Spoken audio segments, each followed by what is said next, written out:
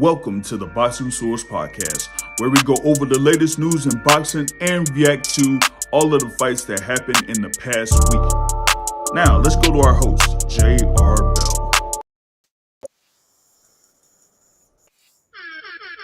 Yo, are y'all ready? Are y'all ready? Are y'all ready? What's going on? What's going on? What's going on? What's happening? What's happening? What's happening? You know what it is. You know what's going down, man. Hey, what is going on, everybody here, man? Oh, boy. Listen, these trips, man, the more that I do them, the more they take out of me, all that type of stuff, man. Because listen, this one, oh man, I'm like, still recovering from what's going down and what's happening. You feel me?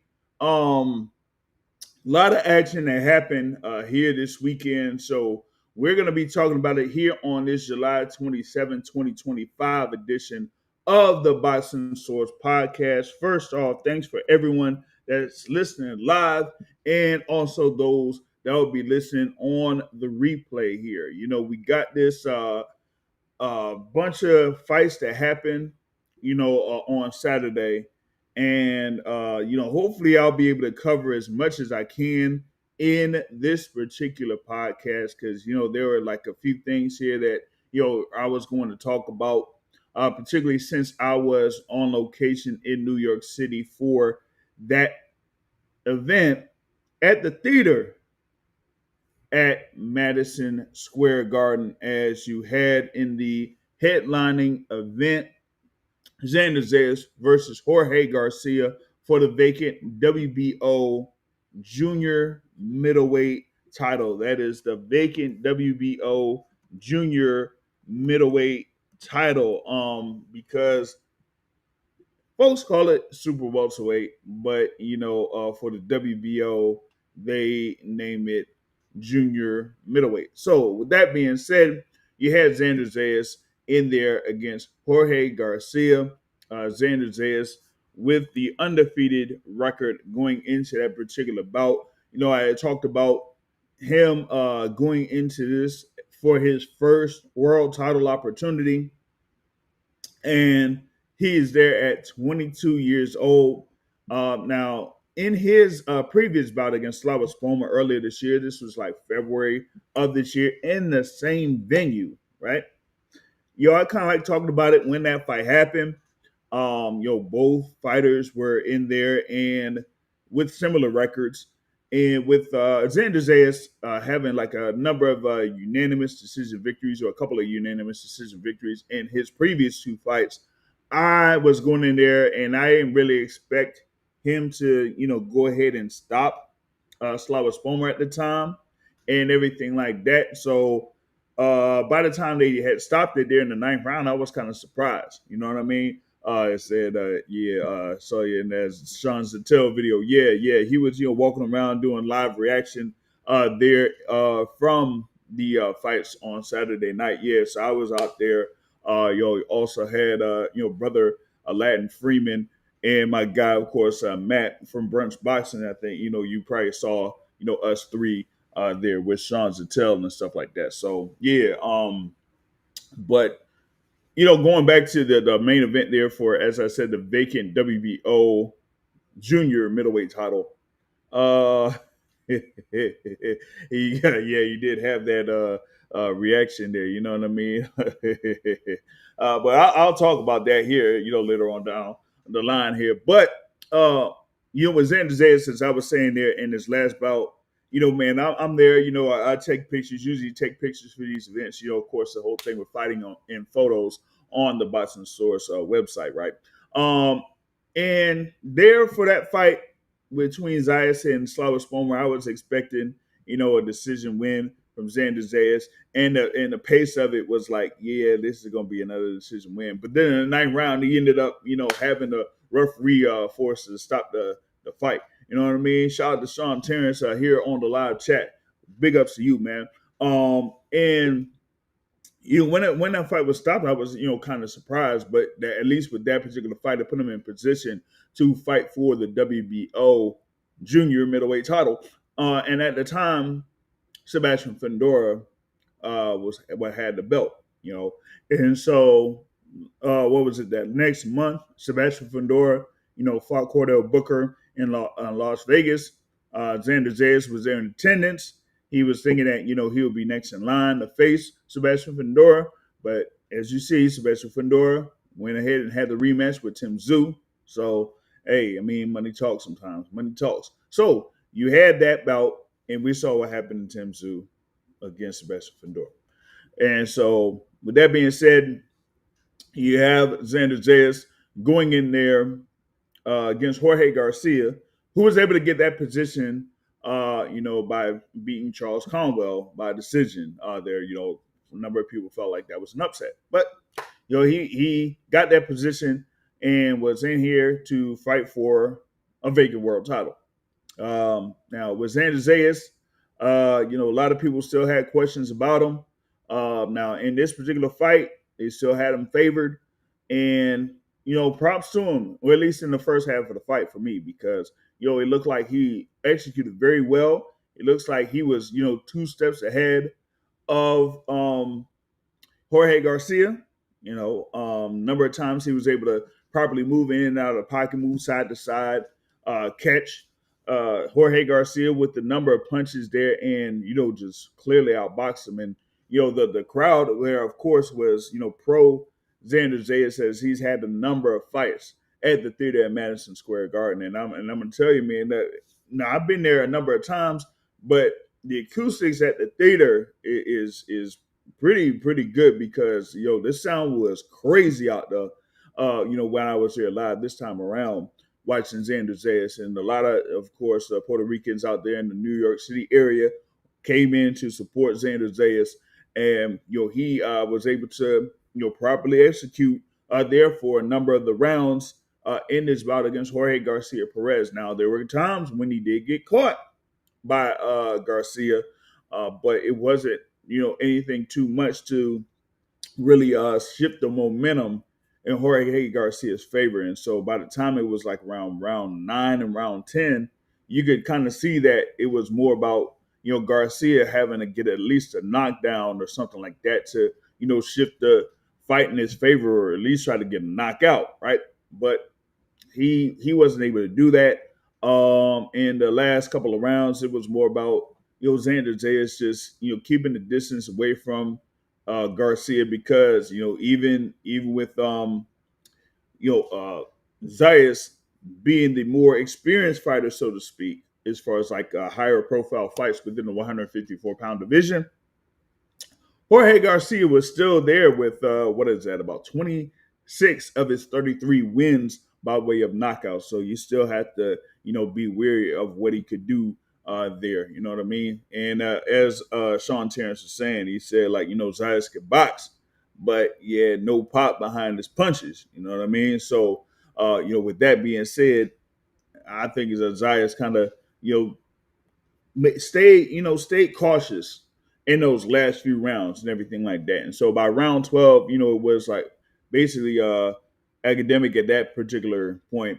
You know what I mean? And so with that, he made sure that he was able to, stay at a distance, right? And once he was able to stay at a distance from Jorge Garcia Perez, then that was it as far as like the fight was concerned. So, given that, what you had Xander Zayas become the new WBO junior middleweight champion. You know what I mean? And the scores read, let me see if I could, get the scores here real quick.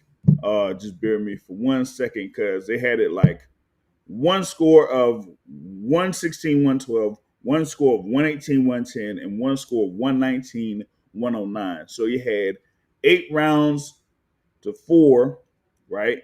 And then you had another one that was 10 rounds to 2, and then another one that was 11 rounds to 1, all in favor of Xander Zayas there. So now he is 22-0 with 13 of those wins by way of knockout. And when they announced him as the new WBO junior middleweight champion, the crowd was going crazy. They had a number of supporters out there for him. including the Serrano sisters out there. You did have a couple of fighters that were, there in attendance. You had Abdullah Mason there, as of note. You also had what was it? Rafael Espinoza in attendance. And I'm going to talk about that here a little bit later. When it comes to another fight, right?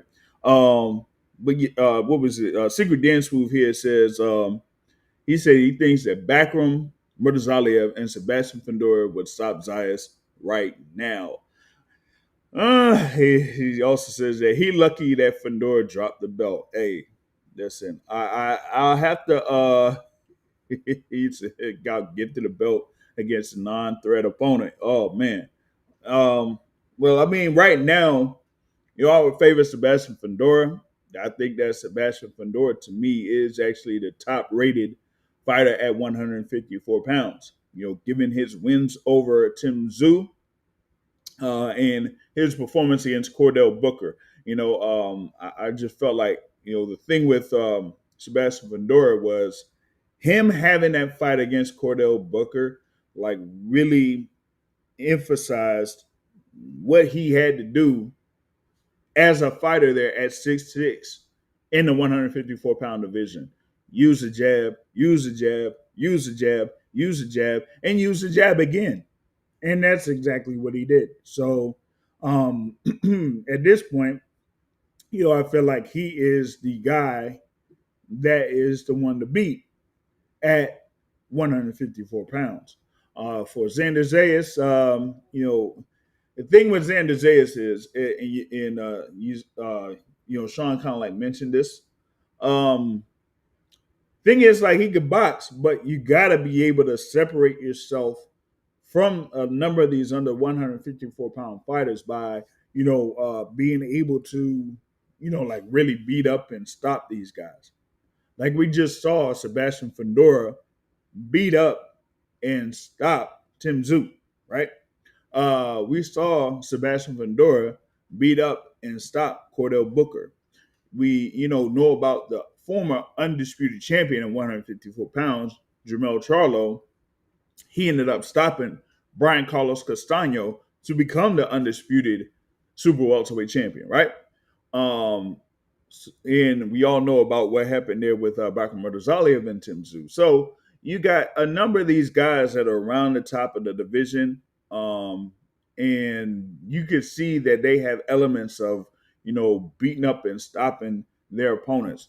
We really haven't seen that as much here with Xander Zayas. And I think that's going to be a factor here with Zayas against a number of these guys that are around the top of the 154-pound division.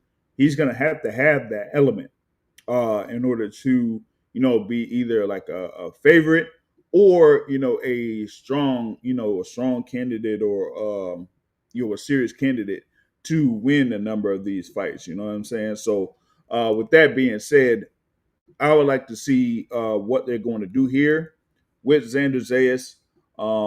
We just getting the title, WBO title, and some of y'all know about the WBO and their relationship with Top Rank.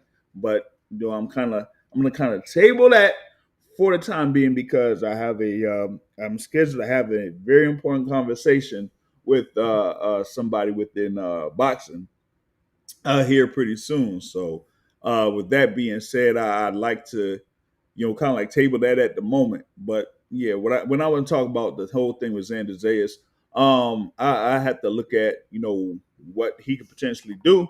Yes, he did mention that he would like a fight against Sebastian Fundora because of the whole thing that happened, earlier this summer or whatever it was. But, given Top Rank's current situation, I don't know. Maybe we could have that. Maybe we could have that. We'll see. Um, I'm trying to, check the whole thing with the rankings right now. I mean, you got Josh Kelly currently at number 3, Boots Ennis at number 4, new entry there. Eric Shalubin at number 5, Stray Boychuk at number 6, and Jesus Ramos there at number 7. Okay. So those are the top few contenders there in the WBO rankings currently. Of course, it'll take a while for them to change up a little bit. But with that being said, those are like guys that you could potentially see Xander Zayas face if it's not like a Sebastian Fedora or Bakram Murtazaliev or even Virgil Ortiz Jr. That could be an interesting bout there between Xander Zayas and Virgil Ortiz. Those guys are two young competitors there in the 154-pound division. So I say, hey, why not? You know what I mean? Big ups to Thomas Hill in the building, man. What's good with you there, brother Thomas Hill, man? Checking in on the live podcast here, man. So shout out to you. Now you have that. Of course, that was a headlining bout at the theater at Madison Square Garden. And I'm gonna see here if I could get another one of our great panelists here to join us here in just a moment to talk about the fights, because I know that one of our guests here has like a good number of things to say about one of the key bouts that happened this weekend. So hopefully I'll be able to catch up with them on that front. So once he's able to get properly checked in, then I'll be able to add him on to the show. All right. It says Secret Dance Move says they all defeat Zayas except for Josh Kelly. Jeez, dude. So the fighters that I mentioned will all beat Xander Zayas. All right. So we got I mentioned Kelly. I mentioned Boots Ennis. You got Eric Lubin. You got Sergey Bochuk, and you got Jesus Ramos. So Secret Dance Move says that that all of those guys would beat Xander Zayas. Wow. Woo. Goodness, man. That's something. I'm trying to see here if I'm be able to add my guy here if they're able to properly join here in just a moment. Of course, it's my guy trying to get my guy, the box academic, here in the building. So we'll try to see if he could share his thoughts here. We got the box academic checking in. What's happening? What's going on? Yeah, I was wondering if I was on or not. The way you were talking, I just had to press unmute. Yeah. Yep. So what's been good, man? I mean, we're talking about the Xander Zayas fight that was on ESPN, top rank on ESPN.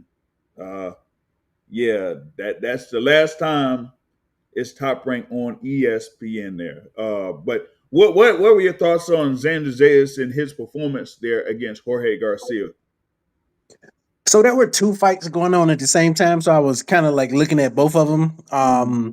And so the guy that he was facing, only had kind of one or two things to give him, in terms of style, and it Mm-hmm. wasn't necessarily a complicated style for him. And so that's kind of what he used to propel him to the win. And he all but frustrated the guy. It Mm-hmm. like the dude wanted to hit him and like do a headbutt or something, like Ortiz did Mayweather. When he got upset. You're right. Yeah, so like he was, just getting kind of frustrated. Which I mean, I guess I understand if the guy like running circles around you, not like running, but like moving circles around you and stuff, and like resetting you and hitting you kind of at will.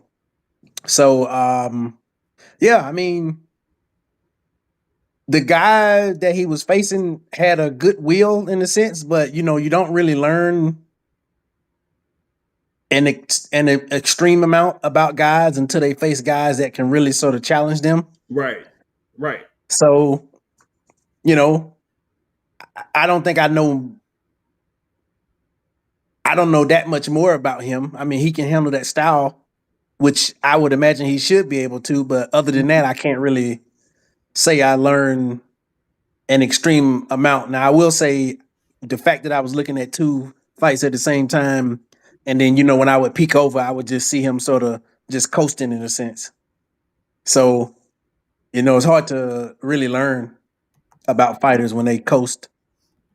Yeah, especially like after the first few rounds, or I mean the last couple of rounds, there when they pretty much know that they have the fight won. You know what I mean?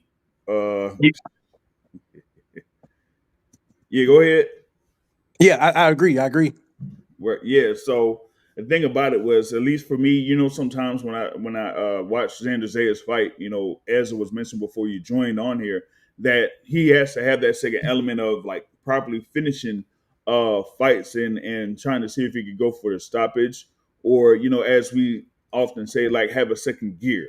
And the thing with him was, it's like you really don't see that much of a second gear, so we have to see they're on that front. Secret Dance moves as top rank, moving the BOK Prime. You heard it here first. Nah, man, you're calling Yates. But that was crazy, man. Shout They out to might revive Showtime and HBO. yeah, man, that's crazy. Yeah, Gorgio said that Chino look better against Conwell, yeah, than against Zayas. I mean, I don't know, man, because in that fight with Chino Garcia against Charles Conwell, it looked like he like had a second gear in that particular fight, but in this one, he didn't quite see that. What was interesting to me for that fight with this fight on Saturday night was that some of the people within the media felt like it was closer than the scores indicated, like the 8-4, the 10 rounds to 2, and the 11 rounds to 1. And some felt like it was 7 rounds to 5, but it was still like they had it in their favor of Xander Zayas, but they felt like it was, much closer than, these 10-2 and 11-1 scorecards that were on there for that particular fight. So that was something on that front. But as I mentioned there, Zayas as the new WBO champion, and what could be next for Xander Zayas, I'm not sure, given what's going on with Top Rank here at this point. Um, Box Academic, what about him, Zayas having this status as a world champion? Like, what do you think he would be against a number of these other competitors, like Bakar Murtazaliev, or maybe a Virgil Ortiz Jr. or Sebastian Fundora? Um, so I heard your statement when I first came in where you said all those guys would beat him. And I don't know if that's in my mind, but definitely the Tower Inferno beats him. Ortiz probably beats him. And then that's Murtazaliev is the one who fought Terrence Crawford. No, the one that fought Terrence Crawford was Israel Madrimov. Ronda Zaliev is Imagine. the IBF champion. Remind me who he fought and beat. Ronda Zaliev, he beat up Tim Zoo. Oh, okay. Yeah, so I think all three of them will beat him. Cause I I don't stand on his comment, but my question about Xander Zayas is he like one of those fighters where there's nothing like that really separate him? Like nothing that make him sort of special in a sense. And so when you start to get to them better echelon of fighters, you kind of need something to separate you to like Mm-hmm. give you that edge and stuff. And I'm wondering, I know we mentioned this in our own chat, but Terrell sort of mentioned like, will he didn't say this, but what I took from what he said was, will he have the same sort of fate as maybe I read into it, but this is what I thought about. Will he have the same fate as Puerto Rican from New York who got knocked out real bad last week? He got knocked out. I'm running the blank. Oh shoot, man! Man, Puerto Rican from New York who got knocked out last week. it's Well, like so maybe many events. It's like so many events that's been going on, man. He wasn't on he lost to the Canelo. knockout card. He lost to Canelo, and then he dang, what's this guy name? So, Chad, help me out, Chad. Man, I had to go on What's the Puerto Rican name who got knocked out? Who he got knocked out by? By dang. Oh, you mean It's Berlanga? Berlinga, yeah. I'm saying like will he sort of come up and have, like a good run and then have the same fate as Berlinga when he step up? Nah, I don't think it'll be like Berlanga, man. So Berlanga, you think he'll do better? like I think you'll do better than Berlanga. And the thing with both Berlanga and Zayas is both of them started their careers under top rank, so they had their particular pass in order to build up their record. You know what I mean? It's just that hey man, we getting old, man. We getting old. we getting old, bro. I don't know, man. I mean, I'm actually doing like work and on the boxing stream, so it's Yeah, hard to yeah, like switch my mind on both of them. yeah, for sure, for sure, for sure. Shout out to L Dub Boxing in the building here on the live chat, man. But yeah, Berlanga and Xander Zayas were both, had their careers started here under top rank. It's just that with Berlanga, he left after, a couple of fights once he had after he had that knockout streak, he fought like Damon Nicholson and a couple of other guys, and then he left and then ended up going to Matchroom for a few fights to get himself in position to fight Canelo, and he got knocked down by Canelo there in their bout. It actually went 12 rounds, but he just got absolutely smoked by excuse me. Um, in New York City, and a couple of weeks ago, in Queens, right, with Hamza Shiraz. So I don't think they're kind of like two parallels, because the way that like their upbringing is, so to speak. Like with Xander Zayas, he said like he's been, in the boxing game since he was like a little, like he was started walking or something. You know what I mean? And his like upbringing, the trainers that he's been around, like he's kind of like had a good, as they say, like pretty much like had a good hit on the shoulders or whatever it is. You know what I mean? So I think that he will kind of handle things a lot differently than Edgar Berlanga has. You know what I mean? He said, yeah. Yeah, man. Shout out to Just Do Boxing here in the building there on the live chat for the Boxing Source podcast. But yeah, he's not necessarily going to be, like a Edgar Berlanga in that sense. And I don't think that Tom Brake will guide him, in that particular path, so to speak. And you can see that with Zayas, he's not necessarily that braggadocious or whatever it is there in comparison to Edgar Berlanga. Um, I'm saying, will when he step up and face good guys, will he get knocked out a lot of times or come short? That's what I'm asking. okay, Like okay. it's too early to like say that about his career, but what I was saying was like I don't I'm not saying this definitively, but my question is, will he fizzle when he get above a certain threshold? Because I Hmm. don't necessarily think there's something about him that just really Okay, separates him and put him on the okay. the next level to like beat guys.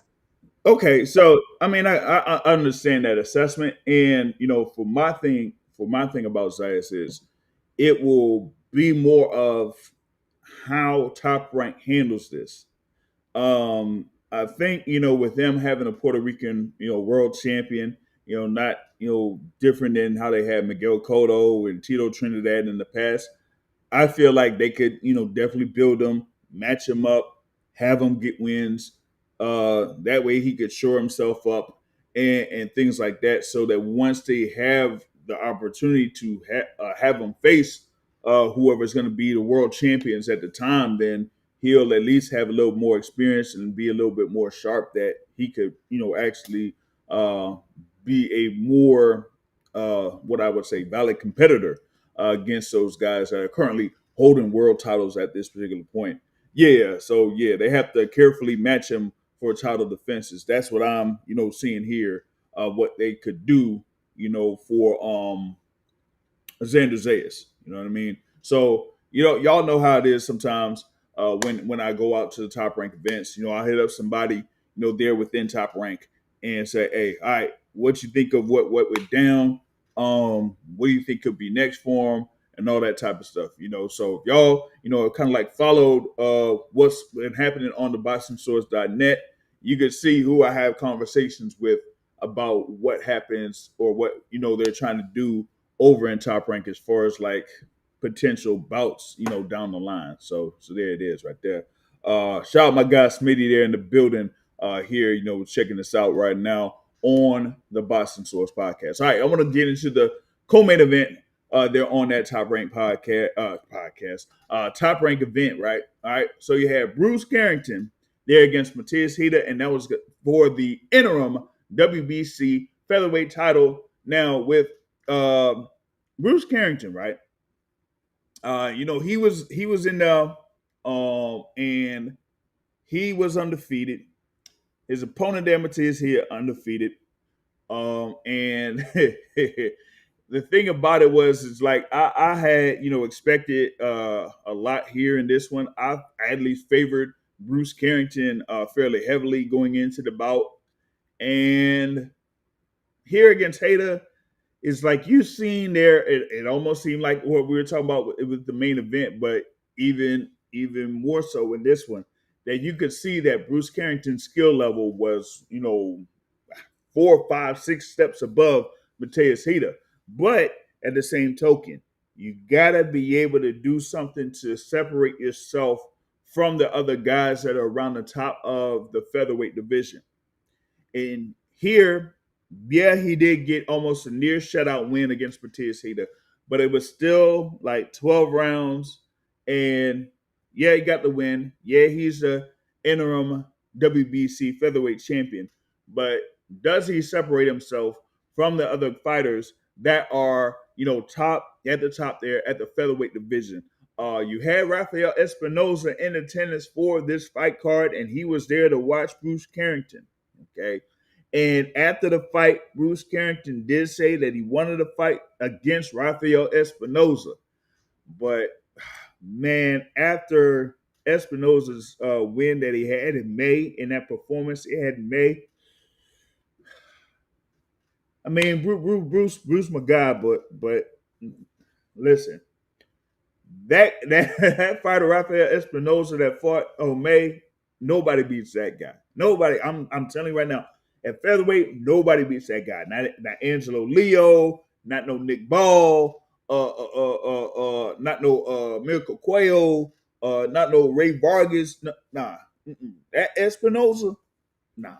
They don't beat those guys. I mean, those guys don't beat them. You know what I mean? So Carrington, definitely said that he wants to fight. It was said that Carrington wanted fights against a couple of these top guys, but they said no. So I'll we'll see what happens after this. But with Carrington, as we were talking about with Xander Zayas, here with Carrington, we got to see like a second gear, and we haven't quite seen that here in these past few fights. Shout out to someone that was on Twitter or X and said that, man, they shouldn't match up Bruce Carrington with any of these African fighters again, man. They shouldn't go ahead and do that because we had a fight there against Suleiman Sagawa last year in the same venue. It ended up being a majority decision, and this one here against Matias Hida, it was you had some good moments, but then you also had some lulls there. If y'all were watching live, you could see that during the lulls in action, there were a couple of birds that were floating around, and y'all know what birds I'm talking about. You know what I mean? So yeah. Shout out to Jay Pylon here in the building. He says, great fights this week. Yeah, man. There were a good number of fights this week here, man. And Secret Dance Move says that Emiliano Vargas was the star of the night. Hey, listen, hey, my thing is, man, yeah, he was the star of the night. But hey, y'all, you know what? I'll talk about the card, right? I'm going to talk about the card overall since you put this thing here for Emiliano Vargas because I got to build this up. All right. So I was out there, of course, for the fights. I was there from fight one to the last fight, like I'm Bob Arum, okay? Now, with that being said, you had the whole thing with the preliminary bouts that was on ESPN Plus and all that. Okay, so y'all saw the card. Okay, whether they had 5 fights on the ESPN prelims. All but one of those fights ended in decision. We only had one fight, Juan Mita Lopez de Jesus, that ended early, second round knockout. Every other fight either was, all 4 rounds or all 8 rounds or all 10 rounds or whatever, man. And I'm like, oh man, listen, you in there from like 6 o'clock till about 9 for the first preliminaries.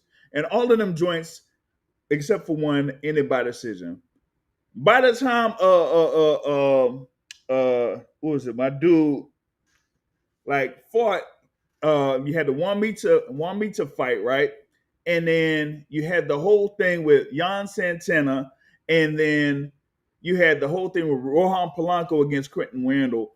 The Jan Santana and the Rohan Polanco. I would have thought that at least one of those fights would have ended by stoppage. Nope, it didn't. So went through the whole 10 rounds or whatever it was for both of them joints. And I'm like, man, I'm getting hungry, man. I can't I can't do this, man. Like I need to get some food. So I went out to the concessions to get some food, but then I stopped because I had talked with Edwin De Los Santos, right? I had talked with Steven Navarro, who was on the card, right? And by the time I was talking with Edwin De Los Santos, the fight with Emiliano Vargas was happening. So I missed the whole thing with the knockout live. And I'm like, oh, man. See, by the time I got back to where I was at to do the pictures, he was already talking there with Bernardo Osuna, right? So I was like, man, I don't know, man. Shout out to L Dub Boxing. He says, future Hall of Famer Stephen Fulton don't beat Espinoza.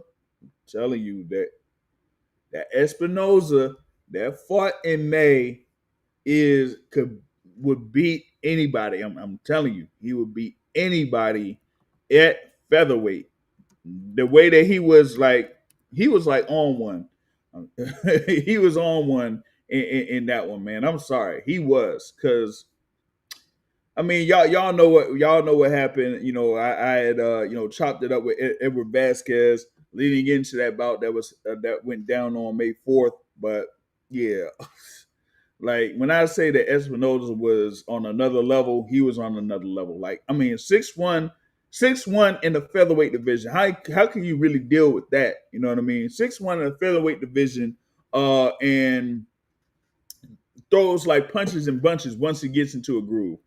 Yeah, I'm sorry, but Fulton, I don't know if Fulton could, and we know about Fulton. He's like what, trying to be a champion at 130 pounds this time around. But yeah, Espinoza, at least that Espinoza, yeah, I don't know, man. I don't know. But yeah, I talked about the whole thing with the top ranked card. Talked about the co-feature bout there with Bruce Carrington there at featherweight, man. I gotta see, man. Maybe we could get Espinosa versus Bruce Carrington here next, before the end of the year is done, or before the end of the year. Yeah. So with that, I don't know that's gonna be a lot for Bruce Carrington to deal with. He did show some instances where he moved around on defense, showed some offensive. Showed his offensive repertoire, so to speak. But as what was it? As was said earlier, when it came to Xander Zayas, right? It was like not really that much pop in his punch. So you got to be able to have something to have these fighters respect you. I mean, he's now, Bruce Carrington is now 16-0, and 9 of those wins are by knockout. You know what I mean? He did have that stoppage win against Enrique Vivas in his previous bout before facing Mateus Hayta, but given what he's done here recently against the Suleiman Sagawa, against Dana Coolwell, that was last year in Arlington, Texas. That I gotta see like a whole nother gear. I gotta see a whole nother gear here in this particular matchup, right? About to have another one of our great panelists here to join us to talk about the fights. He was there live in New York City there, and it's my guy Matt from Brunch Boxing. What's going on, Matt? Hey, what's going on, Jay Beezy? Salute to one of the most intelligent minds in all of boxing, the boxing academic. How you guys doing today? Oh, see, he trying to be my friend now since he had like he ain't know me like 2 weeks ago. I'm not sure what you're referring to, but if I aggrieved you in any way, I apologize. Did Oh y'all man. see each other in New York? Yeah, yeah. Okay, nice, man. I wish James would have told me because I would have maybe tried to make a better effort to Hey, I'll you tell know. you, you should be happy he didn't tell you. Yeah. Oh, for Yeah. real? Yeah, man. I mean, hey, it was like what I was saying, man. Man, when you have all the preliminary bouts, okay, but one of them go by decision, like only one knockout, and then you go into the main event, and then you only had that first bout that was a knockout, and then the last two bouts all went like the full 12 rounds. That yeah, that's a struggle to try to get through. That's a struggle. Okay. Um that that doesn't make for anything good when you're trying to see real action going on and stuff like that. But I mean, sometimes it works out well, and other times it could be somewhat of a dud. So this time around, it was like a dud. Man, what did you think about at least the main event and the co-feature bout? I thought Xander looked good with his footwork, but I did not like the excessive holding. Um, I wasn't too impressed. I got to be honest, I wasn't too impressed. Mm-hmm. So I'm wondering how he matches up against the rest of 154. I'm wondering if Sebastian Fundora doesn't drop that WBO belt, is Xander Zayas a champion today? From what I saw yesterday, it doesn't look like it. It doesn't look like he's ready to actually be a champion, and now he's holding one of the belts. Mm. So could have been like one of them situations where if it wasn't that they enforced a mandatory or whatever it was, and or how they do like petitions and stuff like that. Like he could have been like an interim champion, but then later on down the line, if he does like actually face a Sebastian Fundora, that yeah he would not do too well, man. Yeah, Um, we'll see. Well, but he's only 22, so yeah. we'll see. Now, someone said like earlier that Backroom Murtazali against Sebastian Fundora stopped Xander Zayas right now. Would you agree with that? I don't know if Bakram could keep up with his footwork. I'm not too sure about that. But I think Fundora could stop him because the way the way Zayas goes in to hold like head first is similar to the way Tim Zoo holds. And he's gonna end up either catching a serious uppercut Yeah. or catching a big ass elbow on top of his head. Yeah, it'd be one of those two, most definitely. Most definitely. I And think depending on which one, it's hard to tell which one would be worse. Well, actually, it's not. We know which one would be worse, but yeah. yeah, and the thing about it is that Fundora, as I was saying, he is basically coming into his own as far as like showing that he's actually like 6'5", 6'6", and using a jab. So is Xander Zayas going to be able to maneuver himself around to get within range outside of the jab there of Sebastian Fundora? That's going to be a real problem for Xander Zayas to deal with if they get to that particular point, man.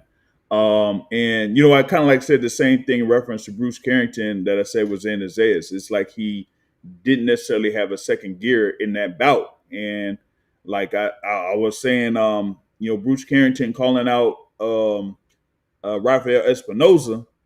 I'm like, that Espinoza that fought in May, I'm like, yeah, I don't see Bruce Carrington getting with that and Rafael Espinoza, man. That yeah, man. What he did I there. would like to see it though Mm, because I think Bruce Carrington is in a similar situation that Shakur was in, where he's having these performances where he's not really losing, but he's not really like exciting the crowd. And I think that people will feel differently about these performances if it comes against what we perceive as tougher competition. Mm-hmm. Mm-hmm. So, with that being said, I think what Top Rank will do is match up Zayas with the number of the contenders there within the WBO rankings and build them up to like have him build that record while being the WBO champion. And then when the time comes, if if they still have like a Fedor there down the line, or Murder Saliev or whoever be a champion there down the line, then he'll be able to have those fights against those guys. Was it Erickson? Erickson Lubin had said earlier today that he said that Xander is food. By the way, so that's something there. Shout out Z Petito here in the building on the live chat for the Boxing Source podcast, but hey, it's like with him. I mean, he's there at 22 years old, man. He's like what the youngest champion, probably the youngest champion currently here in boxing at this point. So, a number of those contenders there within 154 pounds could kind of see that, hey, him being a WBO champion, that could be an opportunity for them to fight for and potentially win a world title there on that front. So, Yeah, he's not gonna have a problem finding opponents. Oh yeah, that's for sure. That's for sure. I mean, him, like I said, him being the youngest world champion, and them having a following of sorts. They're over at the theater at Madison Square Garden.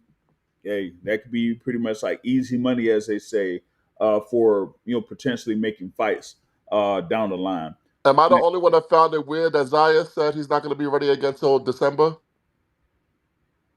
Yeah, that is weird. I feel like that's weird. I don't see why he can't, get back at least a little bit before that. I mean, maybe November. But shout out to L Dub. He says Xander Zayas versus Milan Pratt in Puerto Rico sounds like some top ranked matchmaking. Yeah, yeah, that could definitely be in the plans there because after the whole thing with the post fight there in the ring, he was talking about having a fight over in Puerto Rico, so they were trying to push to make that possible. So Milan Pratt, who's currently at number 13 in the WBO rankings, that could be the voluntary defense for Xander Zayas at this particular point before they could come up with some other fighter there that could be the mandatory challenger. So we could see something like that happen there on that front. You know what I mean? Now, wanted to talk about, of course, Matt was there in attendance. I was there in attendance. It was an end of an era. Um, that particular fight card at the theater at Madison Square Garden by Top Rank Incorporated under ESPN. That was the last televised, telecast for Top Rank Boxing on ESPN, and that kind of like signaled that fight cards on like regular cable or whatever y'all say, subscriber cable is. That era may be over for good. Yeah, linear TV. Linear TV, yeah, yeah. Um, and this one here, kind of hurts because it's like you seen the things that was on USA and Showtime and HBO and other ones like Fox Sports One or something like that, and now ESPN, who's as they say the worldwide leader of sports, and now they don't have at least any type of boxing on their network. And Matt and I had a conversation with one person that has worked with Top Rank for a good amount of time, and he said it, we said it, a number of other people have said it. They pretty much dropped the ball on this one. To have a budget of nearly $90 million to operate with, What was the exact number? Like 86.8? yeah, around like 86.8, yeah, 86.8. Yeah. And not only be able to come up with big events, but not um, renew fighters, one, and sign other fighters, two. Well, we have these examples. An example of a fighter that they had and they ended up losing was Ashakur Nafisa Stevenson. Stevenson was one of the more well-paid fighters under Top Rank, and they couldn't keep him. And it wasn't that they just couldn't keep him; they couldn't get fighters or fights for him to kind of build up his record and build up his popularity. So that's on one front. And then another one was that we had word that Top Rank could have signed Jerron Boots Ennis.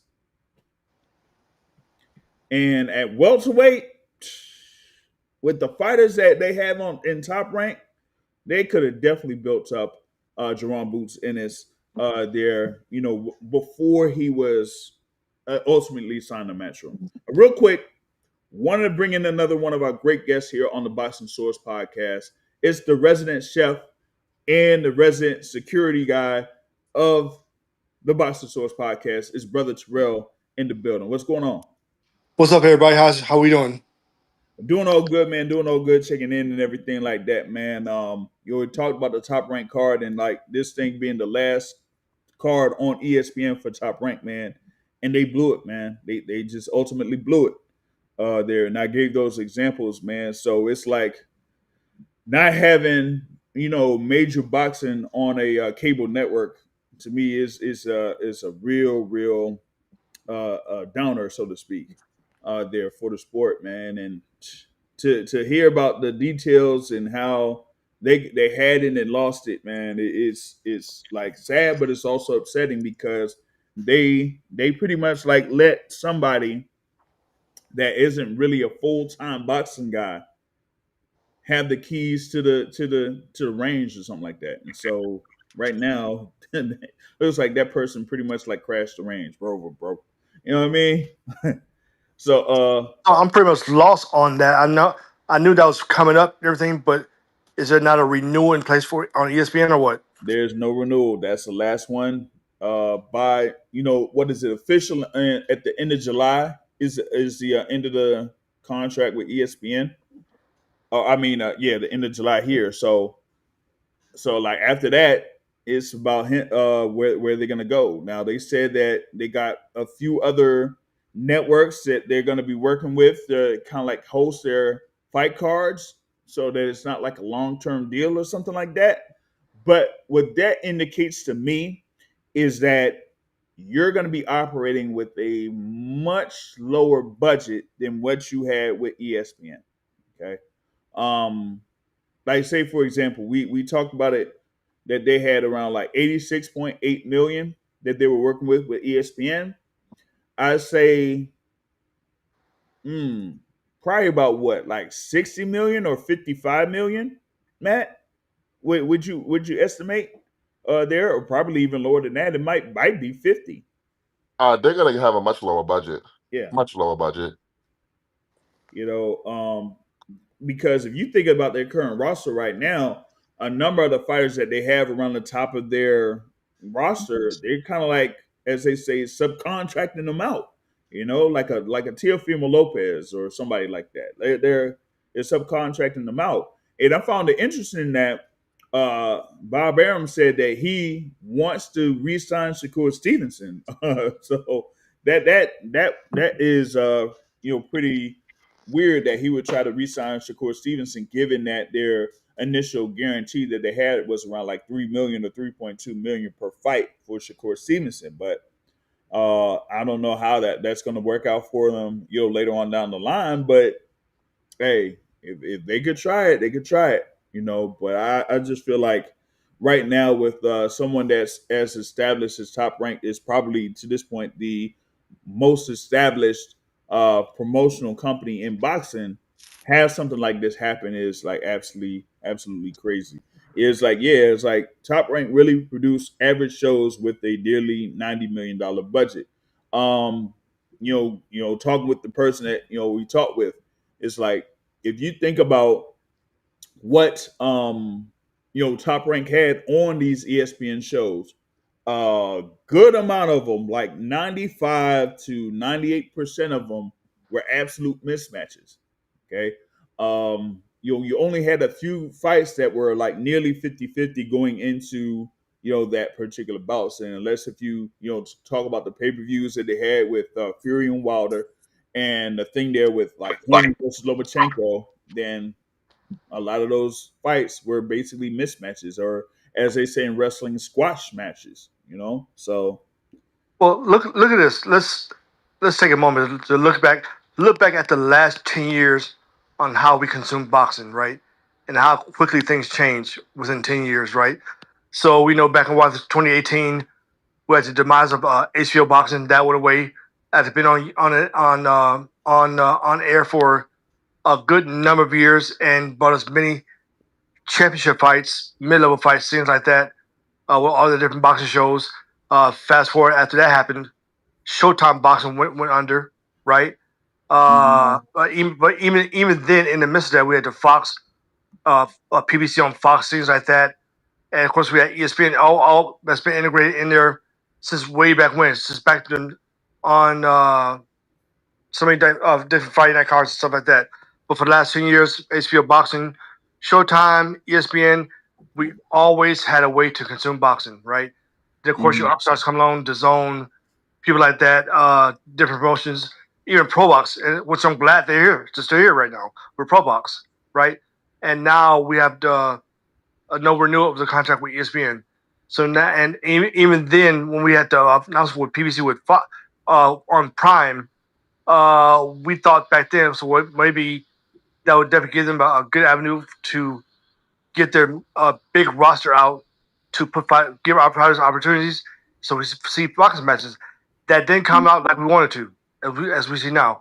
As Prime uh, doesn't necessarily put on a good number of fights, right?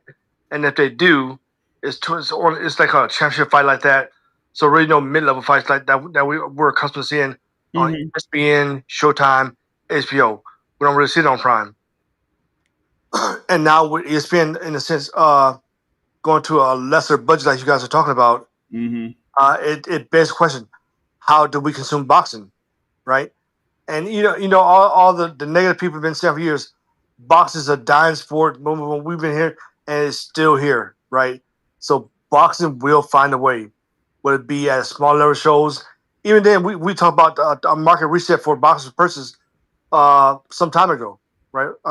So once again, even with a smaller budget for ESPN fights, if that does happen, the market for boxing purchases will have to reset yet again. That's your top level fight or something like that. So I don't know. It's kind of crazy to think that those avenues that we could always depend on are not there anymore. So it just begs the question: where are we going with this? Yeah, it's going to be a very interesting on that front for, well, not only Top Rank but the sport of boxing in general. As you talked about the history there of them on these networks. You had like on December 2018, that was basically the last show that they had on HBO there with Top. Well, it wasn't necessarily Top Rank, but that was like Tom Loeffler and K2 Promotions there. And then later on down the line, years later here, what was that, 2023, 2024, Showtime is out of the game. Now, here we are in 2025, and ESPN is basically out of the game long term in the sport of boxing. But, given what's going on with streaming and that type of stuff, I think that kind of like factored into the decision on that front. Now, Secret Dance Move said that, yeah, Aaron was talking with networks there who are currently not showing boxing, but it says that the networks will want star power to get viewing figures, and does Top Rank have any boxers right now that have star power? He doesn't think they do. I mean, you got Teofimo Lopez, who's kind of like a polarizing figure of sorts, but he doesn't really move the needle as much as maybe Tom Brady would want him. there. You also have like a Keyshawn Davis, but given what Keyshawn Davis recently did there for the fight card to Norfolk, yeah, I'm not sure what they do with them next. And Abdullah Mason, they got to see what happens with Abdullah Mason. And he says like maybe Emiliano Vargas, but that's like in 3 years, something like that. So I don't know. Matt, you got like anybody that could potentially be the guy there for Top Rank? I think Keyshawn is the guy because he has the public. People tune in when he fight. People come out to the arenas when he fights. Mm-hmm. I hate to say it. If they could actually do something with him, Teofimo Lopez is their guy. He really is. Like there has to be a reason why PBC is dying to get their hands on Teofimo Lopez.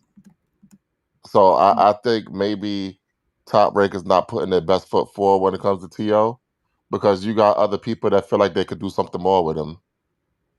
Mm. And Bob Arum did make a statement in support of Keyshawn even after that last fight incident. So they're still supporting him.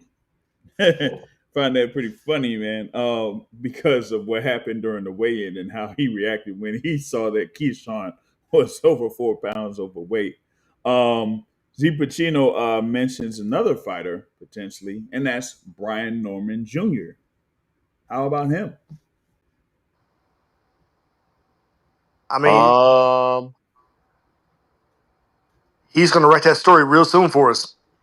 He's going to answer all those questions for us very soon. Once he get in that fight with Haney, that's going to answer a lot of those questions right there. Talk to us after the Haney fight. Yeah. Because the thing about it with that fight, you got Devin Haney there, and I mentioned the term polarizing in boxing, social media and stuff like that. Devin Haney is a polarizing fighter. There's a number of folks that really like him. There's a number of folks that really don't like him. So, at least with him, he's kind of like the person that is that gains a little bit of interest there in that front. And so with Brian Norman Jr., he has the potential to, really get people to have their eyes viewed on him if he's able to not only just win, but like have an emphatic finish against Devin Haney coming up in November. All right, I wanted to get into the next topic of discussion there, and that is, of course, what happened over in Detroit. You had the thing there, Little Caesars Arena, Claressa Shields going up against Lanny Daniels there for the heavyweight championship of the world, and Claressa Shields was able to get a unanimous decision there against Lanny Daniels for that undisputed title there in the heavyweight division. Close to a shutout decision there for Claressa Shields. Now, you had Boxing Academic say that he was flipping back and forth between what was happening with Shields and Daniels and Xander Zayas and Jorge Garcia, right? Now, for Boxing Academic, what was your assessment of what you saw there with Claressa Shields? Because since I was, over at, MSC Live, I didn't watch it and I haven't seen it up to this particular point. So, Boxing Academic, if you can share your thoughts here first on the performance by Claressa Shields. It's funny, JBZ, before he goes. Okay. You got that Cheshire cat grin on your face because he about to say some bullshit. He about to say some bullshit. Hey, when people be hating you can smell you can smell the smell before you walk into the room. You already know what's in the room. You can smell the hate. Yeah. You can already smell it. You can already smell it. Oh man. Can I go, Matt? Is it okay with you? Yeah, Matt, yeah. All right? I'm curious to hear what you got to say. Yeah. Okay, so I will say, going into the fight, I was watching sort of the production. The biggest boss, Rick Ross, walked her out. So great production walking to the ring. Seemed like she kind of in that smitten phase with her boyfriend. So I'm happy that she's happy. And so, right before she walked in the ring, she gave him a kiss. And then, right before Lonnie Daniels walked to the ring, the commenters made a comment. They said, "Yeah, she's also a full-time mental health nurse." So Oh. I was like, "Did I hear that correctly?" And I tried to ask Terrell and people in our little private chat, was I correct and stuff, but so I decided to look up Lonnie Daniels just to sort of see what Google would tell me about her. So hopefully my voice don't go away because I need to take away the screen. Give me 1 second. Yeah, is it Can y'all still hear me? yeah. All right. So Lonnie Daniels, can you still hear me? Yep. Lonnie Daniels, also known as the Smiling Assassin, is a professional boxer from New Zealand with a remarkable story, both inside and outside the ring. She's a two-division world heavyweight champion, holding the IBF, female heavyweight, and light heavyweight titles. Her boxing record stands at 11 wins, 2 losses, and 2 draws. However, her journey transcends boxing accolades. Daniels is also a dedicated mental health nurse actively working in her community, some city in New Zealand, and somewhere down the list, it mentioned that she was a basketball player from like 2012 to 2016.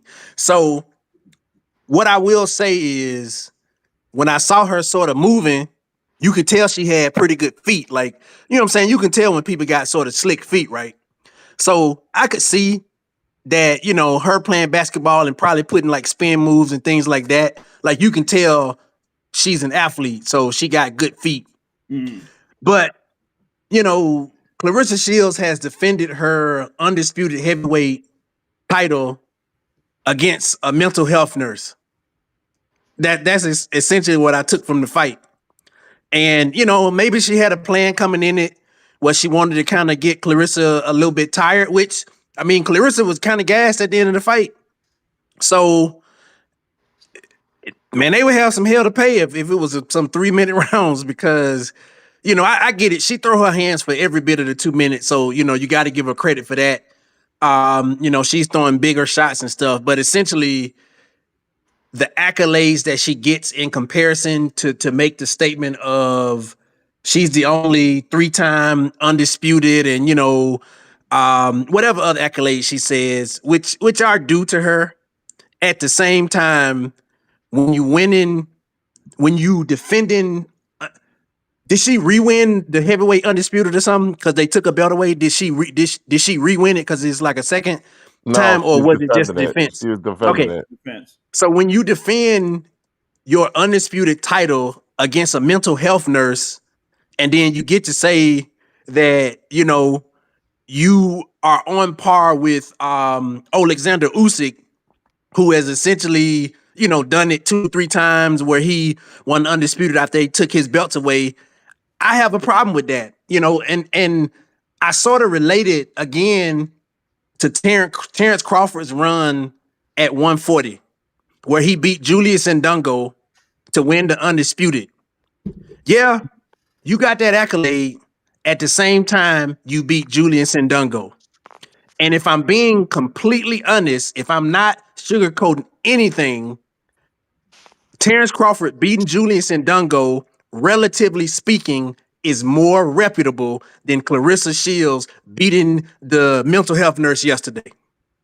Because relatively speaking, at least Julius Ndungo, relatively speaking, beat a few guys, even though their division wasn't good at the time. But you beat a mental health nurse, and then you're gonna say you're a 3-time and you done defended it like 3-4 times and all of this. The competition ain't there, and that's gonna be the knock against it. And so I get to the chicken or the egg issue here. It ain't Claressa's fault that she's much head and shoulders better over the competition that's in front of her. But at the same time, you still have to say, yeah, you did it. At the same time, you still fought people who aren't that good. I'm gonna be quiet and let Matt say whatever he got to say. No, don't be quiet because I have a couple questions for you. Why do you think Lonnie Daniels is a mental health nurse? Can we read Secret Dance Move comment before I answer that? I just want to Oh, both hold on. my Hold on. ego real quick before I answer You his. talking about this one where he says the state of women's boxing? And then he had another one. I didn't see that one. All right. But yeah, He said women's boxing is a inferior product. All right, inferior product. Okay, it's a joke why some men's boxing channels even cover these terrible, boring fights. Oh my god. you didn't say that. Secret Dance Move said it. You're Yeah, his conduit. yeah. It's one more. It gets worse. He threw some He more said shade. Shields can't even box. Let's keep going. Keep going. he He said on fire. he Shields' performance didn't move the needle. I can't even argue. Keep going. Keep going. oh, well, he said something about like move the needle like Tank Davis or something like that. But Now he had one more where he said women's boxing is inferior. Oh, okay, never mind. All yeah, right, he all right, just I saw it. put All right, he so just put so why do I think that she is a mental health nurse? To be completely honest, she probably doesn't make enough money off of boxing, and she probably has to have, Thank you. some. You got it right. And so I said that, Matt, that it's the chicken or the egg because there's not enough sort of investment to sort of allow people to be full time, which again hurts the sport. But at the end of the day, the sport is what the sport is, and if you're fighting halftime boxers, you will never get the same accolades as if you fight full time boxers. That's probably the best way to explain it. I'll shut up and let you talk. I have nothing to say. Yeah, Nah, let me jump in real quick here. So, right. so on the fight itself, a great fight. The other girl came to fight. She was resilient, good chin. No question that Claressa Shields won the fight. There's no question about that. My only critique about Claressa on that fight last night was the fact that she fought at heavyweight. She's not draining herself in a sense to get down to the weight like before. So I didn't see a knockout. I see a knockdown.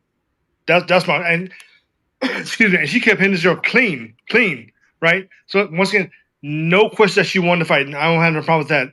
But I really would have preferred to see more power and a knockout to make it sensational. Although we know in boxing, as your tier of opponents increases, those knockouts go away. But this clearly was not a top tier opponent, and we know once again that that weight class is not deep at all, right? Hell, women's boxing is not deep at all. But just step away from that thought for a minute and compare a different women's sport to women's boxing, right? And just last week we had the WNBA All-Star game. They all came out in their shirts, pay us what we're worth, right? Here's you got another women's sport. They're playing full time, and I think the average salary is like maybe $70,000 a year compared to we. And granted, I know the NBA is crazy on the salaries like that, even for the veteran minimums like that. But look at the disparity between the leagues, right? Look at the disparity between women's boxing and men's boxing. And is the women's boxing just that bad of a product where they don't want to give these girls money? Hell, even now we just had women like Katie Taylor, Serrano, Amanda, my other girl, they just made money on an all women's box card on Netflix a couple weeks ago, right? But just historically, they just don't put money into women's boxing, and these girls now are very talented. Now they are Claressa, Serrano, Katie Taylor, all those top names here, and in women's boxing. But once again, you jump across in the WNBA, they're going through the same thing. And people, I mean, I don't want to be mean, but the networks just don't care to put money into these women's sports like that, and it's unfortunate. So we have what we have now. I mean, it goes to, I guess, the numbers and things like that because, you brought up the whole thing with the WNBA, and the thing with the WNBA, just going on that real quick, is that, they don't necessarily have the sponsorships and the deals, so to speak. Or at Well, least they right got a now. new Not TV right contract now. coming up. Hold on. They Yeah, got a new that's what I was TV going to contract mention. coming up. I was going to mention the whole thing with their new network deal that they got coming up. So once that new network deal gets put into place, and maybe you'll see, a change of sorts there with the salaries of those, WNBA players. Let me ask you a question, JR. Okay. Men or women? How many boxers? Let's go through a list. Let's name them all. how many boxes could put 15,000 in an arena in the United States? Tank Davis. You said men or women? Yeah. Terrence has done it in Omaha. I don't know how big it's maybe on like 6 or 8,000. Tyson Fury can. I'm helping you out. Yeah. Tyson Wow. Fury can't have a fight in No, America. no, What do you no, mean? no. He can't fight in America. Oh, Yeah, he can't. so it's only just in America? Yeah, it's Okay. only like a few. Canelo Alvarez, of course, Santos Alvarez Barragan. Um, if he was active, Errol Spence Jr. Let's see who else. Not even Shakur Stevenson, but I see that you may be trying to get to a point here, but there's a little bit of a caveat to it. $10 tickets will fill up 15,000 seats. Really? Will it? I don't know how much the tickets cost. I was just saying that just to be $10 sensational. tickets? Yeah, you're not getting that nowhere. Where? I'll check the gate receipts on that. But with that being said, right? You have something twofold there with Claressa Shields, and the thing about it is one, it's the era, two, it's the weight class. Now, first with the weight class, we talk about this recent fight here between Claressa Shields and Lanny Daniels. Lanny Daniels is a former IBF heavyweight champion, and at the time she fought Ari Malaysia. Of course, that's a little bit of a struggle for me to say. And that was in 2023 for the vacant IBF heavyweight title, and her record was 6-1-1 at the time. So she was there, defending that IBF title there over in New Zealand. Almost like what would you call it, like a Joseph Parker over there or something like that. So she was like defending that title over there in New Zealand, but the records are not like that much there, like 6-1-1, 5-1, 3-0-2, that type of thing. So that kind of like speaks to the depth of that particular division. But I kind of like say that it's more about the timing there for Claressa Shields and the weight, because one, she pretty much came up in the 168 pound or super middleweight division, or around that range, like 160, 168, and that type of stuff. So of course you're not going to have that many ladies out there competing overall, right? But on the other token too, you're not going to have those that are on a high level, or at least not that many. And when she came up, or when she pretty much like started her career, it was pretty much her and Franchon Cruz-Zern, a number of fighters that were around their same class that went to the Olympics or whatever it was. A number of them didn't, hold up, and Matt knows of one of those fighters that didn't Tika Hemingway. but I like Tika Hemingway though, but she's back. She's fighting on the Roy Jones card soon. yeah, she's slowly getting back on there too. But now given what has happened in women's boxing, of course, as Boxing Academic mentioned, the fight card that happened a couple of weeks ago at Madison Square Garden, that the overall popularity is starting to rise a little bit. So now, is that gonna give someone like Claressa Shields the opportunity to be able to expand and things like that, as far as like her as a fighter and having these higher profile fights down the line? We'll see, because given what happened there at Madison Square Garden, particularly it wasn't the co-feature bout, but I felt like it was the fight of the evening there between Savannah Marshall and Shadasia Green, with Shadasia Green getting a decision win to win those belts, unified titles.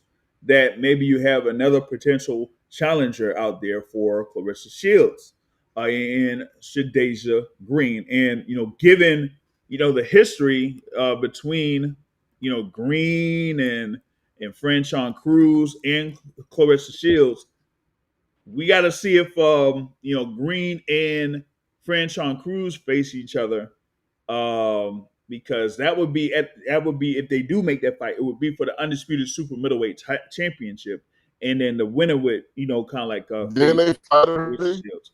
Huh? Didn't they fight already? They did fight already with Man, nobody want to see that shit. come on, man, get the out of here, man. Come on, man. Listen. Listen, respect to Franchon Cruz. I don't want to see her fight. Why not, Bat? Let's be honest. Why not? Whoa, whoa, whoa, hold on. Before he goes into that, once again, folks, the views of Matt from Brunch Boxing is not necessarily the views of the boxing source. Okay, go ahead. She's an awful fighter to watch. Like literally, a lot with those bigger women, which is why Claressa needs to like go back to the lower weight classes. They throw a couple punches and fall into each other. I don't get it, and it drives me fucking crazy. You know I what? don't want to see a bunch of haymakers and hugging. Wait. Hold on. Um, so first off, shout out to Secret Dance Movie says I mean, only fans model Ebony Bridges was a world champion. Oh man. But okay. So Matt, has shared his thoughts about, a number of those fighters that are in the higher weight classes there in women's boxing, and that the style. It's all a women's boxing, to be honest. It's all a women's boxing, but it just looks worse with the higher weight classes because it looks like out of shape heavyweights. Can I Kind of make a comment, an observation that I noticed? goes to what Secret Dance Move was saying here, pro women and supportive of women's rights. But just talking about women's boxing as a product, it's just not entertaining compared to men's boxing. And he said, what is that? In Real Malachi Ross said, like, talking over 160 Man, pounds. who the hell is Malachi Ross? Yeah, I don't know. Is he a Can I boxer? make it? I don't Let me know. look him up. I'll Google him in the meantime. Make your comment. Yeah, boxing academic, because Yeah. So Matt likes when there's big beefy men bumping meat, but he don't like when it's big beefy women bumping meat. That's what I just heard.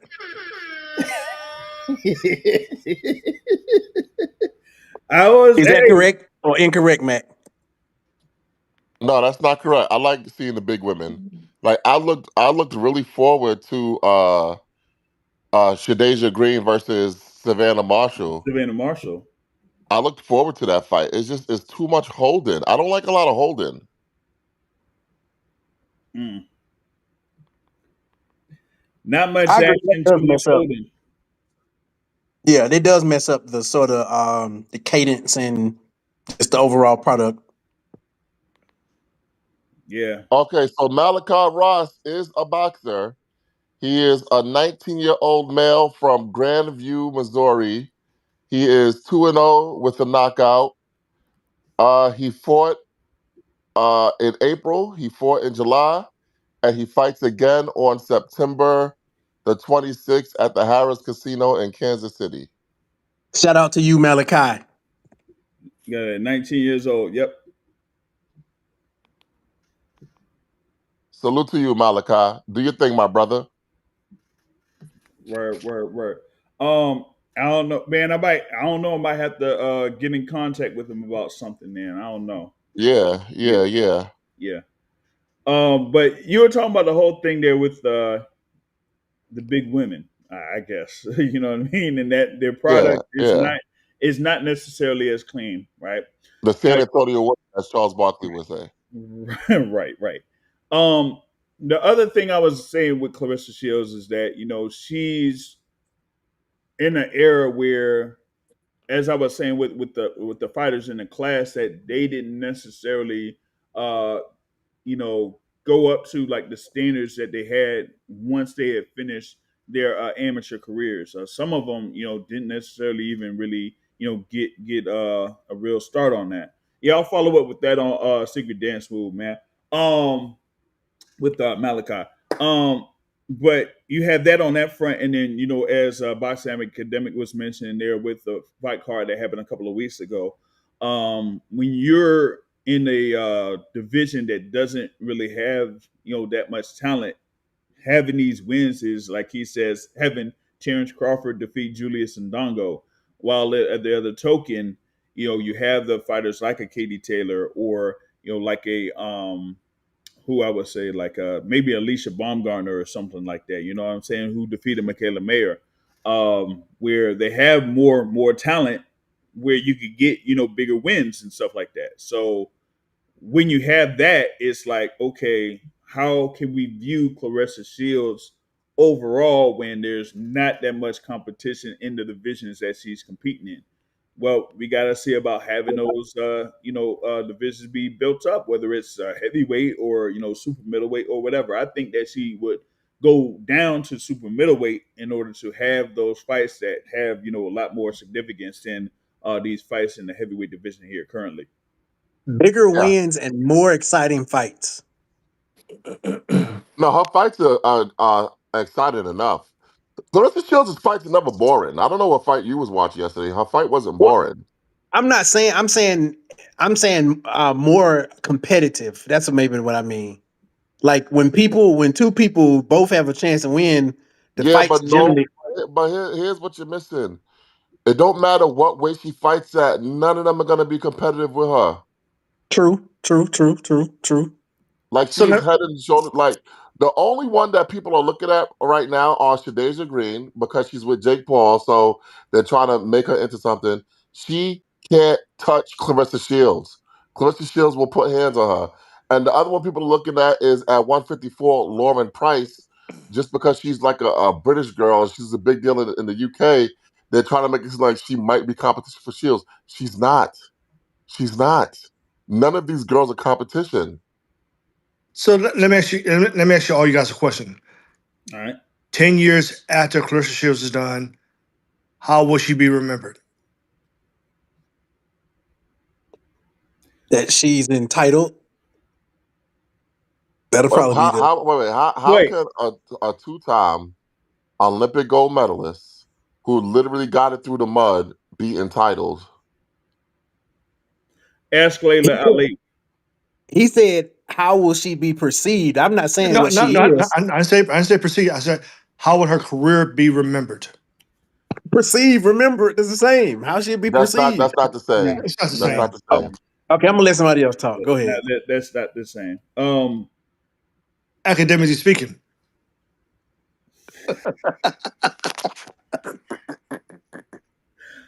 I think it's going to be more about like what happens after her, because if like the state of women's boxing, one is going to be something, and then two, is there going to be someone that's going to be able to compete within that that level or weight class? I would say weight class, so to speak, right? Because again, it goes into the whole thing with the depth in these divisions. You're not going to have that much depth there in the heavyweight division or light heavyweight division or super middleweight in comparison to like a super lightweight, a lightweight, a junior lightweight, or like a welterweight. You know what I mean? So with that being said, if someone like for example, if someone came up from the amateur ranks and had the same accolades of Claressa Shields, but came up at like around what, like 140 or 135, right?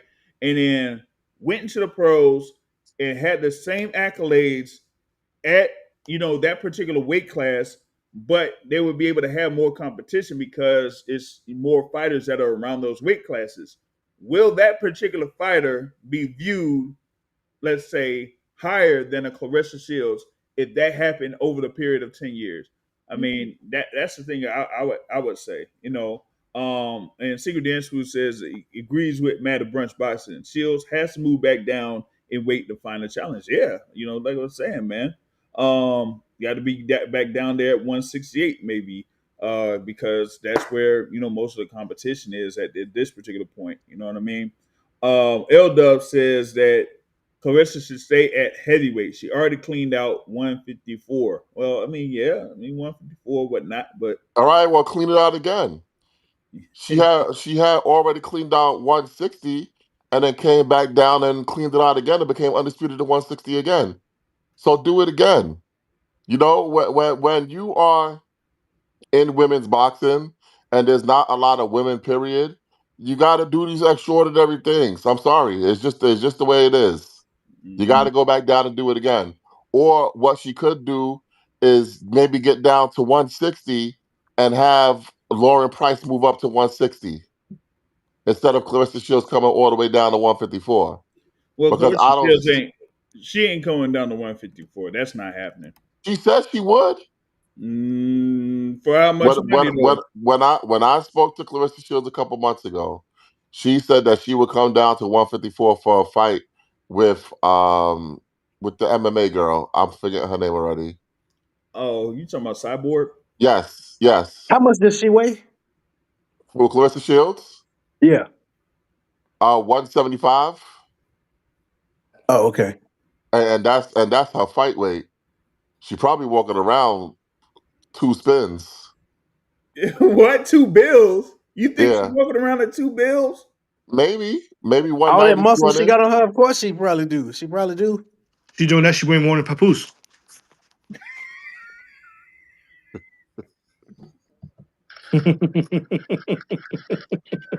The fuck is wrong with this guy, man? I shouldn't be laughing.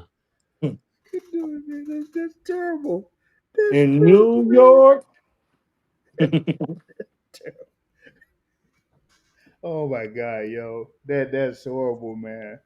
Oh man, yo. Hey, but let me say this. Let me say All this to right. protect the man. Because I see she be trying to act soft, sort of soft in front of him. Like she has a different sort of demeanor around him, which is a softer sort of demeanor. Could be for the camera, but that's just my observation. It's a softer demeanor than what she shows in any other time when she talking to the camera and she being sort of uber masculine. It's Well, I know quite y'all saw that flattering. picture. That's on that was search on the internet last week. If my girl stared at me the way Claressa Shields was staring him on that picture, that was crazy. Homegirl was like wide eyed on him. Says That's good shout though. out to L Dub. He says ain't nothing to clean out at 154. Emma Kozin is unified at 154 at this point. like there it is, man.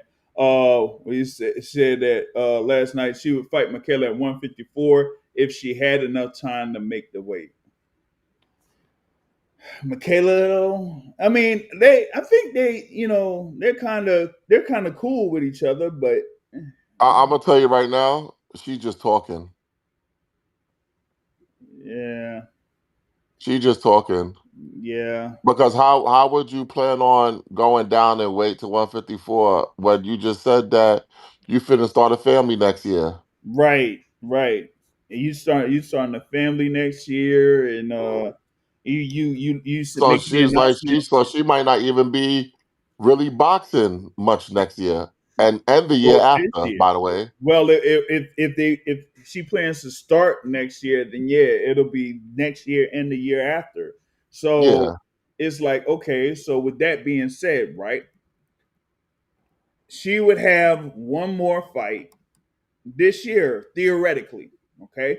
And she already put the announcement out that she had her last bout under the current contract through Salida Promotions.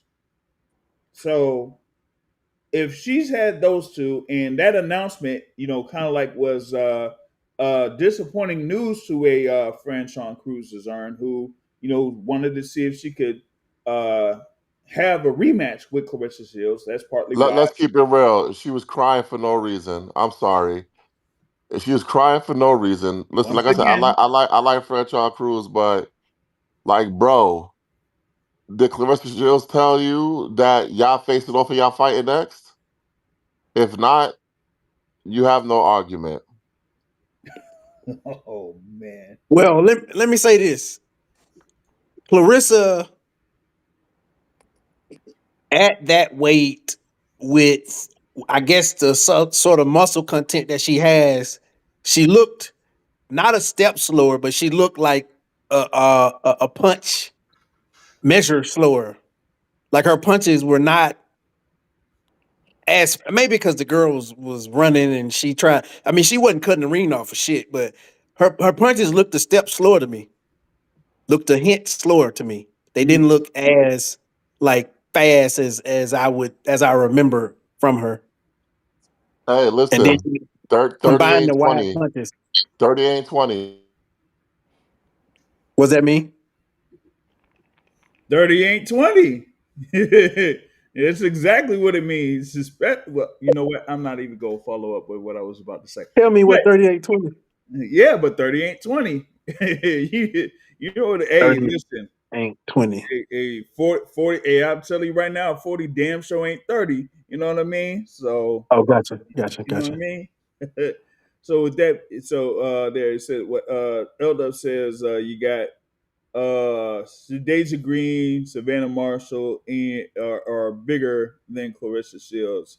They can fight at 175, and you know, of course, we mentioned there Franchon Cruz, and you got Raquel Miller as well. So that's like four good fights. But as Matt was talking about, if she plans on trying to, you know, start a family for next year, yeah, good luck with all that. Her, you know, having fights. So that's the thing about it. I mean, it's gonna be like that situation where oh, I forgot who the chick was that was supposed to fight Sharetta Metcalf, You and talk about uh, Dina Thorsland. yeah, Dana Thorsland, yeah. And then, you know, he said he couldn't have the fight because she was pregnant. So, I mean, you know, what can you do? You know what I mean? L does. And I gotta say, Mhm. we have to stop saying that Claressa Shields have to move down to fight people like Shadeja Green, Franchon Cruz, Savannah Marshall. They could easily just move up to heavyweight. Why the fuck does she have to move down? I mean, she's the one with the belt. She's the one that has those wins. So, yeah, And she's the one that fought at 154 at one time in her life. So why the fuck she gotta move back down? Move your ass up, Big Mama. Well, look at the prospects of Michaela Miller fight, right? So good fight, right? No, Michaela it's Miller not a came. good fight. No, see Well, that's no, what I'm saying. It's two just names that we know, but it's not a good fight. well, just Michaela Mayer cannot do anything with Claressa Shields. well, just listen for a second. You said these people should move up. Michaela Mayer fought at 130, 135, and she's at what 147 now, right? So even at 147, you take a look at her. Her body's more puffy, don't have to drain down, and it's just probably her max weight right there. So to move up, it won't be competitive for him. You put on bad weight, bad, not really good muscle, so they know they will be at a competitive advantage to move up. So that's why they won't move up. They know that. Well, Yep. I don't know, man. I mean, Listen, I don't know what the solution is. I get what you're saying. I totally get what you're saying. Why does Rosa have to put herself at a disadvantage to move down, have other people move up, but they know they will be at a competitive disadvantage. That's why. Okay. No, we had to update L Dub in reference to Raquel Miller. She's, you know, on her way back here to, you know, get back in the ring, probably around what, at 175 or something like that. So that's what he got there for Raquel Miller at this point.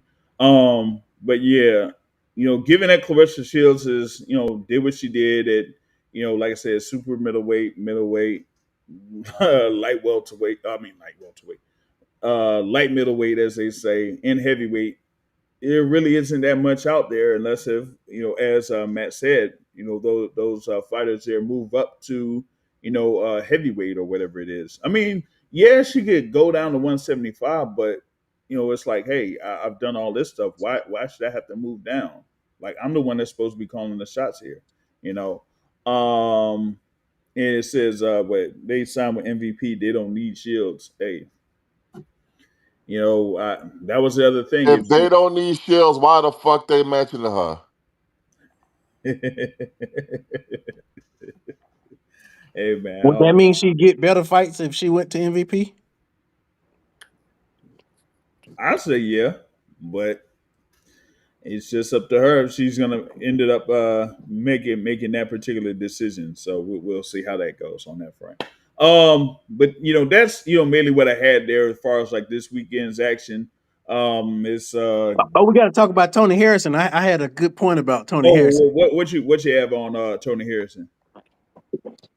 So sometimes I watch fights and I look at the fight and I think to myself, man, this is what boxing is really about. Like, this is really an art.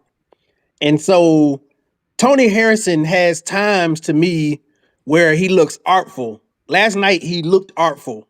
Like getting on the man's shoulder, hitting the sort of shots, what I'm saying, getting his distance, using his arm to sort of spring him to get off the off angle and then throwing shots. He looked pretty damn good to me, for a lot of those rounds. And he looked, even though you could tell he was uncomfortable maybe the first couple rounds, it just looked very artful to me. And I'm like, man, I between him and J Rock, when J Rock used to do it too. Yeah. Now, oh yeah. Oh, and yeah, and he does it for 9 rounds, and then like I don't know if he like Sergio Moore said, he lose focus or he get tired, and as a result of getting tired, he lose focus, and then he get hit clean, and then obviously his chin isn't one that's going to allow him to just take excess punishment, but he looked artful when he was doing it. It looked like he was dancing in a sense, like how they be doing the little Ukraine dance boxing and stuff. He did the Detroit version of it. You know what I'm saying? It looked very artful, and I was just kind of proud to see it. But obviously, that was against that level of competition, and you can really do that against that. But yeah, I just want to give shout out to fighters where when they are allowed to, it just looked very artful to me. Like the things he was doing is like when he was on his shoulder and not allowing him to hit, like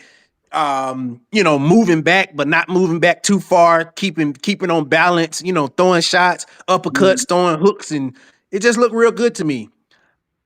Yeah, I'm gonna get back on Claressa Shields for 1 second. Claressa Shields won the fight easy. What's her name wasn't trying to fight her for the first couple rounds, and then when she finally did, Claressa kind of had her way for the most part. I mean, a couple shots hit her. The thing is, though, what is the I'm trying to put my words together. Okay, should be interesting. Good luck. I'm not saying she looked like she regressed, but like some didn't look. Man, I hate this man. Some didn't look right about me saying she regressed. Ooh. No, it's what Matt said, talking about good luck. Making a point. I don't care about Matt. Who regressed? Who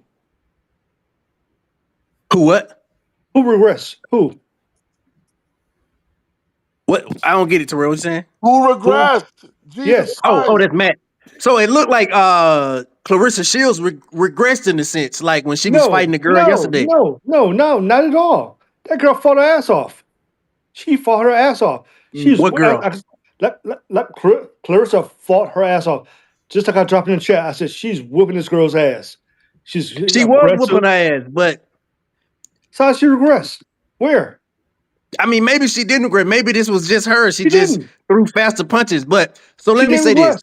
No, she normally throws wider shots, but when the shots look fast, they don't necessarily look as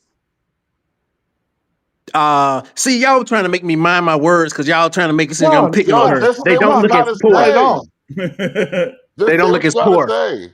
No, not at all. We're not doing that. We're just trying to. You said she reversed. She did not. She whipped that girl's ass on that. Now there were times in that fight last night, particularly in the corner, it was like a cat fight. Boom, boom, boom, boom, boom, boom. That's clean. I get that, but that was a fight. The girl the girl has to get Claressa off her ass. So like I said, at points it was just boom, boom, boom, boom, boom. Not clean. I get that, but she did not. Claressa was aggressive, ultra aggressive throughout the entire fight. And there's times she got hit clean. She got hit clean many times in that fight, many times.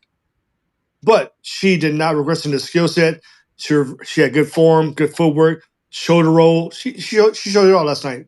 She showed it all. In her delivery, I've seen her be a lot more sharp in her delivery. Even in her trying to like speed up and go fast, I've noticed her be a lot more sharp than what she was yesterday.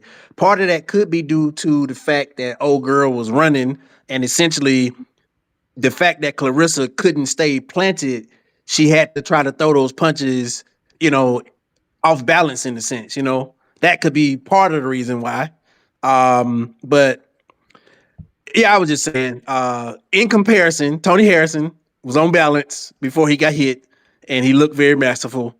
Obviously, he didn't have a person who was running from him, so different styles. But I was just, pointing out something I observed. Mm. Yeah, and as they were saying there, reference to Tony Harrison in the ninth round, it almost seems like he just has those stamina issues, so to speak, there. So by the time it gets to around like round 8 or round 9, he completely like slows down. I don't know what it is with him on that front. So we gotta see how he's gonna be able to get back into it, because this was like around the 160-pound division or whatever it is. So he may be competing at middleweight here in the future. So maybe they'll have him matched up against a number of the middleweight contenders to see if he could be one of those guys at middleweight or higher ranked guys at middleweight. So we have to see what it is. Secret Dance Move suggests that Harrison at 160 pounds would be a good comeback fight if for Errol Spence Jr. if he ever comes back. Hey man, that man's doing push-ups over in a cruise ship. You know what I mean? So I don't know if he's all too interested in coming back at this particular point. At least I don't see it. So, still, kind of hopeful if that could happen. But yeah, I have to see more there in store for Tony Harrison later on down the line if he's going to compete there at middleweight, and maybe he could, I don't know, face like an Arislan De Lara or something, or whoever's going to be available out there for a world title at 160 pounds. So they have it with that. That's mostly what we got here from this schedule. We got some fights coming up. This weekend we got world title fights scheduled for July 30th as well. That's going to be over in Yokohama, Japan. So for those that want to check that out, you got Kenshiro Taraji on that particular card, who is included on the Bison Source pound for pound rankings. And in Chicago, you got Regis Prograis going up against Jojo Diaz, which is, I think that's pretty crazy. And Oscar Duarte versus Kenny Sims Jr. There in the light, what is that? The super lightweight division there. So that's what he got on the schedules. But that's what I got here, at least for this edition of the Boston Source podcast. Shout out to the Boston Academic, Matt for Brunch Boston, and Brother Terrell Thomas for joining in this particular panel, and those that were in the live chat here for YouTube, and those that were watching live on the Boston Source YouTube channel, also on Rumble as well. And for those checking out the replay via audio form, shout out to y'all as well. Thanks for all the support here for the Boston Source. And, that's what I got. I will check y'all folks later. Until next time, peace out. All right? Bet.